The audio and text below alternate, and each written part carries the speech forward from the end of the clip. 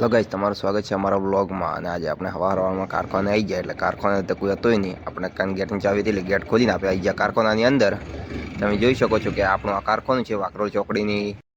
આપણે આ કારખાનું છે વાકરોળ ચોકડી ઉપર આ રણછોડ પોલિસ્ટરની આગળ। અત્યારે આપણે અહીં ધંધો નહોતો ચાલુ કર્યો, કાકો આવી ગયા આપણે ખેડો કે આપણે કાલ પ્લાન્ટરની ડિલિવરી આલી હતી, અમે વિઝિટિંગમાં જવાનું છે। એટલે આપણે અમે કાકો બે ગાડી લઈને નીકળી ગયા વિઝિટિંગમાં।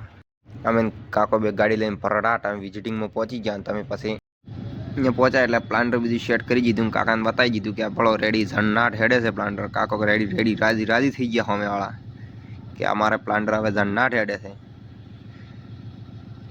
તમે હવે ઘેર જઈ શકો છો।